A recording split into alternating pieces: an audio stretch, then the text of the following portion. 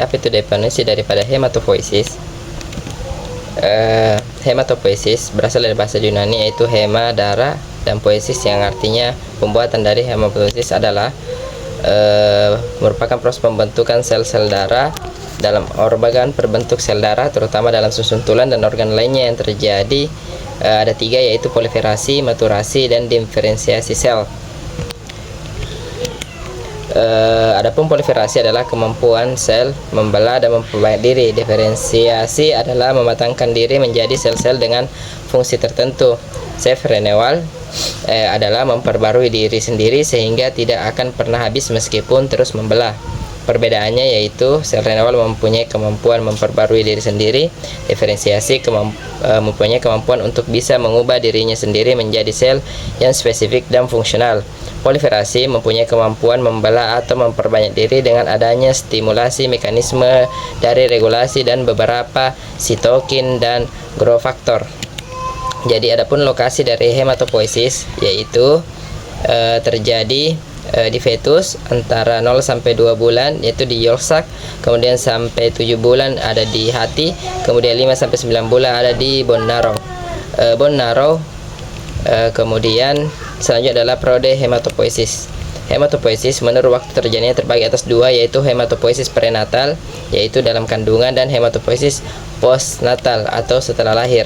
Hematopoiesis prenatal terdiri dari 3 fase, yaitu mesoblastik, kemudian ada fase hepatik, dan fase medularis atau meloid.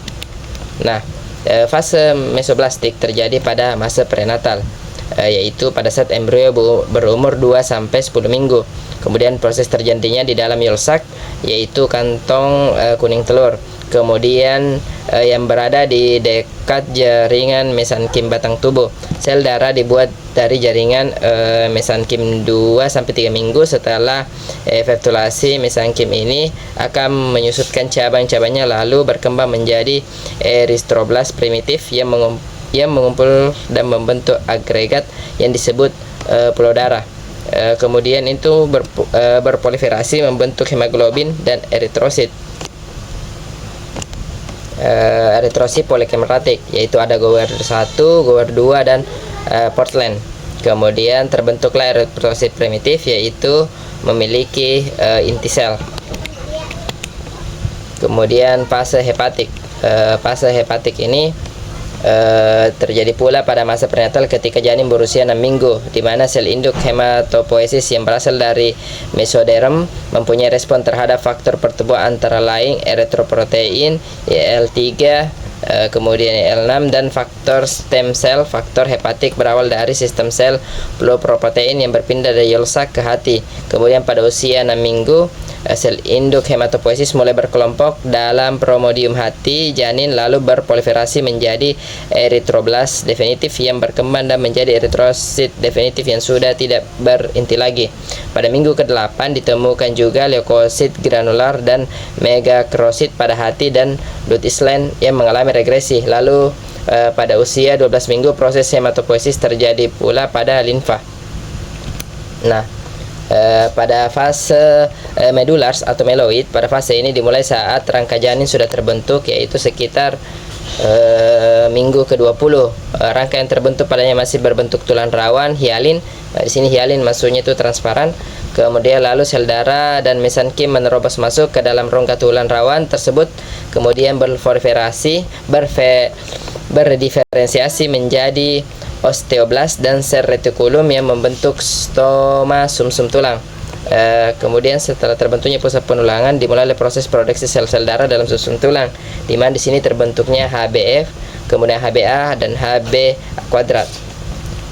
Karena hal tersebut terjadi pula karena hal ini juga terjadinya penurunan produksi sel darah pada hati dan limfa. Kemudian